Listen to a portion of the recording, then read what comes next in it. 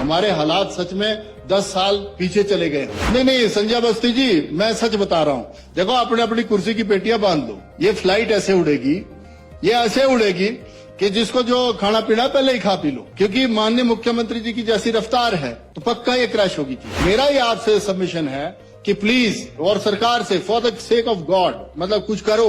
ऐसे खाम खा आप लोगों ने सच्चाई में हमें बर्बाद कर दिया। माननीय मंत्री जी पीडब्ल्यूडी वाले भी यहाँ बैठे हुए हैं। माननीय मंत्री जी गए 30 साल, हमें भी बहुत उम्मीद थी और इनको भी उम्मीद थी। एक डबल लाइन ब्रिज बनाया था, मंत्री जी वहां से गुजर गए पर पट्टिका नहीं लगाई।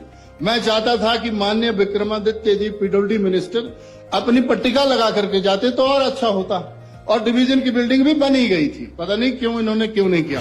अच्छा, इनसे उद्घाटन क्या करवाया गया? आपसे जो उद्घाटन करवाए गए, जिस लड़ोग रोड को ऊपर बढ़ोत तक करवाया गया, उसको तो मैं उद्घाटन कर चुका था।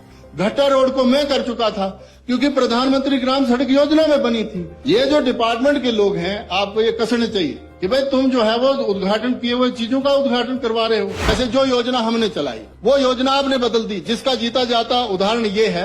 अब अटल आदर्श विद्यालय जो है वो हमारी सरकार ने बनाने शुरू किया, आपने उसको बना दिया। वो आप तो गांधी लगाते हैं हर स्कीम में। क्या स्कीम थी वो? राजीव कुछ, हाँ, वो गांधी गूंधी ले आते हैं। नहीं, उसमें क्या है कि आपको फोकस करना चाहिए था कि भाई अटल पे फोकस कर लेते हैं, गांधी जी को उसको साथ जोड़ देते हैं।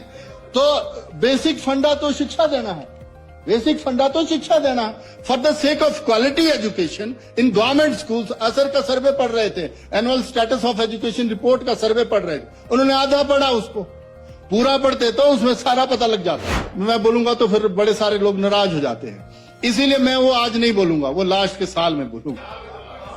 बड़ा दबाव है मेरे ऊपर, संजय अवस्थी जी का दबाव रहता है। ये हमारे कप्तान थे ना, इसीलिए क्रिकेट मैच वो भी हारे हम, कितनी बाइटें फेंकी। आप स्पेशल ट्रीटमेंट हमें दो, क्योंकि हमारे हालात सच में, आप तो खुद वहां जाके आए। कई फ्रेजाइल एरिया ऐसे हैं जहां पर लूज टाटा है और वहां पर सड़क का टिकना बड़ा मुश्किल हुआ। धन्यवाद। व्यक्ति हैं, ठहरो तो अभी बाइंड अप करता हूँ, आपकी प्रशंसा करूंगा। अब इस चर्चा में भाग लेंगे माननीय सदस्य डॉक्टर हंसराज।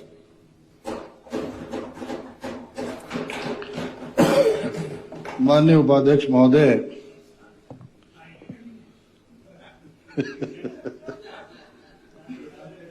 माननीय बुटेल साहब बाहर चले गए, आ जाएंगे।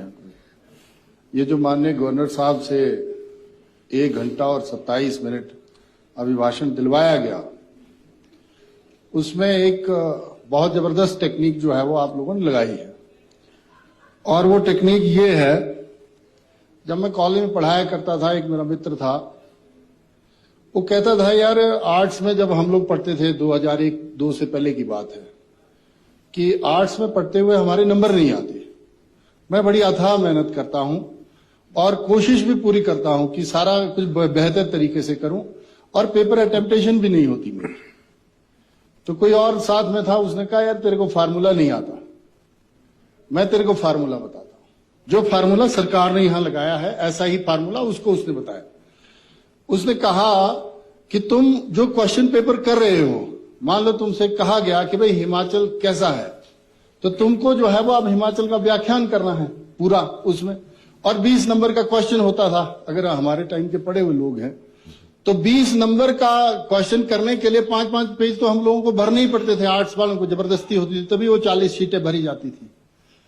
तो फिर हम लोगों को उस मित्र ने कहा कि ये फार्मूला मेरे गुरुजी ने बताया है कि तुम ये करो कि पहले लिखो इंट्रोडक्शन, उसमें इस क्वेश्चन का पूरा वृत्तांत दे दो, आधा पेज, तो उसी से हो जाएगा।